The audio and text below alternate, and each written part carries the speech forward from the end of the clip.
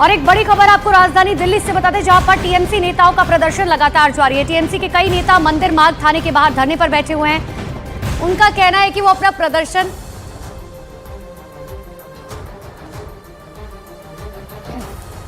तो टीएमसी नेता का कहना है कि हमारा प्रदर्शन लगातार जारी रहेगा। बड़ी खबर आपको बता रहे हैं दिल्ली से, जहां पर टीएमसी नेताओं का प्रदर्शन लगातार जारी है। टीएमसी के कई नेता मंदिर मार्ग थाने के बाहर धरने पर बैठे हुए हैं। उनका कहना है कि वो अपना प्रदर्शन जारी रखेंगे। और ये तस्वीरें भी आपको दिखा रहे हैं, मंदिर मार्ग ये थाना जहां पर टीएमसी के नेता ये प्रदर्शन करते हुए नजर आ रहे हैं।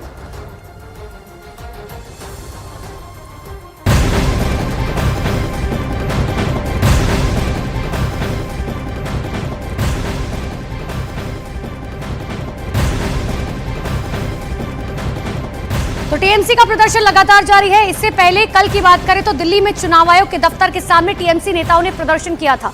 टीएमसी नेताओं ने चुनाव आयोग के दफ्तर के बाहर 24 घंटे के धरने का ऐलान किया था, लेकिन धरने पर बैठे तृणमूल कांग्रेस के नेताओं को पुलिस ने हिरासत में ले लिया और उन्हें बस में भरकर ले गए। चुनाव आयोग के दफ्तर के बाहर धरना प्रदर्शन कर रहे नेताओं ने केंद्रीय एजेंसियों के गलत इस्तेमाल का आरोप लगाया और साथ ही केंद्रीय एजेंसियों के प्रमुखों को बदलने की मांग की थी। एक तरफ तृणमूल कांग्रेस के नेता बीजेपी पर केंद्रीय एजेंसियों के गलत इस्तेमाल का आरोप लगा रहे हैं, दूसरी तरफ बीजेपी का कहना है कि टीएमसी को ना तो लोकतंत्र की चिंता है, ना ही संविधान की। कमीशन तो इम्पार्शियल काम नहीं करता, उसके खिलाफ हमें आवाज उठाना है, वही उठाए। मेरे कोबराए ना तोला से हमारा तो राज्यसभा एक पुलिस उसको खींच के ले गया, मैं इसको वोट नहीं दिला करता। यह इनको टीएमसी के लोगों को यह संविधान की चिंता नहीं है, लोकतंत्र की चिंता नहीं है। सबसे अधिक लोकतंत्र का अपमान किया है तो यह टीएमसी के लोगों ने किया, संविधान का अपमान इन्होंने किया, संवैधानिक संस्थाओं का अपमान किया है। यह अगर देखें तो ये संविधान की चिंता नहीं है, संविधान यह शाहजहां की सुरक्षा का चिंता, शाहजहां को बचाने की चिंता है कि किस प्रकार से शाहजहां को बचाया जाए। यहाँ आकर के नौटंकी कर रहे हैं। और ममता बनर्जी जी का तो कभी भी संविधान पे भरोसा नहीं रहा है। कभी भी निष्पक्ष चुनाव कराने के लिए जो स्थानीय निकाय के चुनाव तो होते हैं, कभी भी निष्पक्ष चुनाव उन्होंने नहीं कराया।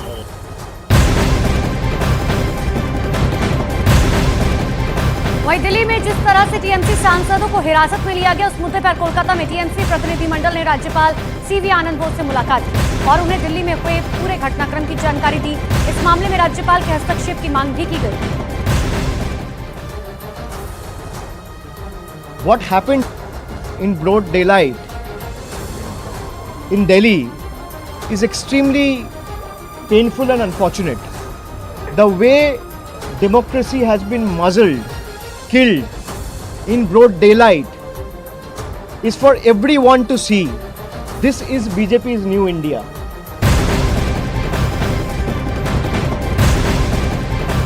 वहीं बीजेपी प्रतिनिधिमंडल ने चुनाव आयोग में शिकायत दर्ज कराई है। बीजेपी का यह आरोप है कि आरएसएस के नाम से एक फर्जी संस्था बनाई गई और कांग्रेस सेवा दल के प्रमुख ही संस्था के प्रमुख है। बीजेपी का यह भी आरोप है कि संस्था लगातार बीजेपी के खिलाफ बयानबाजी कर रखी है। बीजेपी ने इस मामले में चुनाव आयोग से कड़ी कार्रवाई की मांग की है। साथ ही बीजेपी की तरफ से अरुण सिंह, ओम पाठक, संजय मयूख समेत कई चुनाव आयोग के दफ्तर पहुंचे थे। हमने चुनाव आयोग से कहा है कि इस प्रकार के जो फर्जी संस्था लोग बनाया है, उस संस्था के ट्वीट को हटाया जाए और ऐसे लोगों पे एफआईआर लागू करना चाहिए और कांग्रेस को भी नोटिस देना चाहिए कि ऐसे फर्जी संस्थाओं का ट्वीट और प्रमोट करने का काम नहीं करे। इससे लोगों की भ्रम की स्थिति उत्पन्न होती है। ये मॉडल कोड ऑफ कंडक्ट का घोर उल्लंघन है। इसे कठोर से कठोर कार्रवाई इस पे होनी चाहिए। चुनाव से पहले पश्चिम बंगाल की सियासत रोजाना नए रंग बदल रही है और आलम तो यह हो चुका है कि अब सियासत के लिए सर्जिकल स्ट्राइक जैसे शब्दों का इस्तेमाल किया जा रहा है। दूसरी तरफ बीजेपी ने भी टीएमसी को घेरने में कोई कोर कसर नहीं छोड़ी।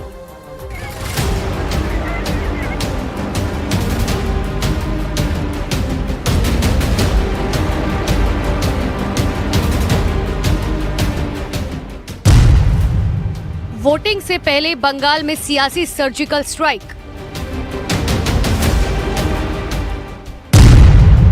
सियासी मैदान में बीजेपी और टीएमसी आमने सामने।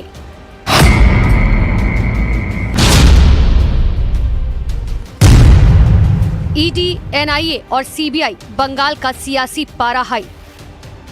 लोकसभा चुनाव के लिए पहले चरण की वोटिंग में कुछ ही दिन बचे हैं और ऐसे में सियासी तल्खी भी बढ़ती जा रही है। खास तौर से इस बार पश्चिम बंगाल में सियासी पारा पूरे चरम पर है। चाहे बीजेपी हो या टीएमसी, दोनों ही एक दूसरे को घेरने में कोई कोर कसर नहीं छोड़ना चाहते। केंद्रीय एजेंसियों के गलत इस्तेमाल के आरोप पर इस बार बीजेपी ने बंगाल में सियासी सर्जिकल स्ट्राइक की चेतावनी दी है।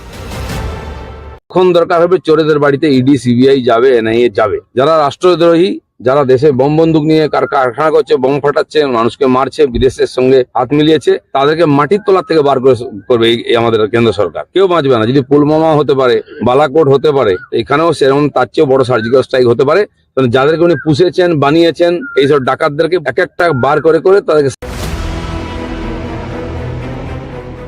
इस मामले में शुभेंदु अधिकारी का भी बयान सामने आया और उन्होंने बंगाल की कानून व्यवस्था पर सवाल खड़े कर दिए और कहा कि चुनाव के 3 महीने बाद भी पश्चिम बंगाल में सेंट्रल फोर्स तैनात रहेगी।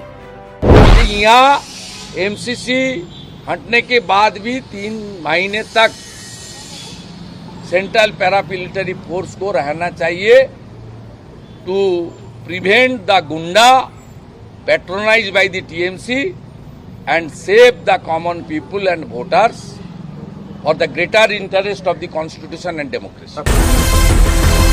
बयानों का ये सिलसिला टीएमसी तक पहुंचा तो कुणाल घोष ने बीजेपी के दिलीप घोष के बयान पर कटाक्ष किया।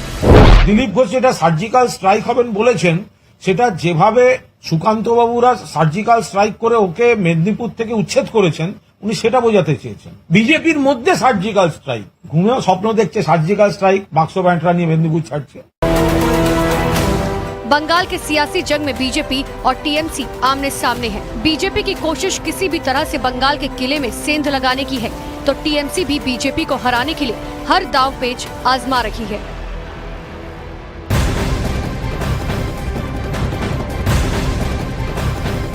उधर केंद्रीय मंत्री शांतनु ठाकुर को धमकी भरा पत्र मिला है। बीजेपी का यह दावा है कि शांतनु ठाकुर को यह धमकी भरा पत्र आतंकी संगठन लश्कर-ए-तैयबा की तरफ से भेजा गया है। धमकी भरे पत्र में लिखा गया, अगर बंगाल में एनआरसी लागू हुआ और मुसलमानों पर किसी तरह का अत्याचार हुआ तो राज्य जल उठेगा और इसके बहुत गंभीर परिणाम होंगे और ठाकुरबाड़ी में शांतनु ठाकुर का घर भी जला दिया जाएगा। থ্রেট করে লস্করি তৈবাদ থেকে আমাকে থ্রেট করে চিঠি পাঠানো হয়েছে। সিএ এনআরসি নিয়ে আমি বাড়াবাড়ি করলে ঠাকুরবাড়িকে উড়িয়ে দেওয়া হবে, আমার সমস্ত পরিবারকে শেষ করে দেওয়া হবে। और अब आपको ये बताते हैं कि आखिर केंद्रीय मंत्री शांतनु ठाकुर को जो धमकी भरा पत्र भेजा गया है, आखिर उसमें क्या कुछ लिखा है। देखिए, उसमें लिखा गया है कि पश्चिम बंगाल में अगर एनआरसी लागू हुआ तो बंगाल के साथ साथ पूरा भारतवर्ष जलेगा। मुसलमानों पर अत्याचार हुआ तो पूरा देश जलेगा।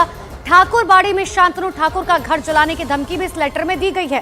बंगाल में एनआरसी लागू होते ही हाफिज सईद के निर्देश पर अपना काम शुरू कर देंगे, ये लिखा गया है।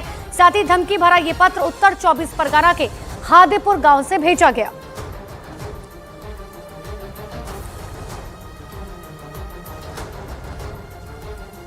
सूत्रों ने दावा किया कि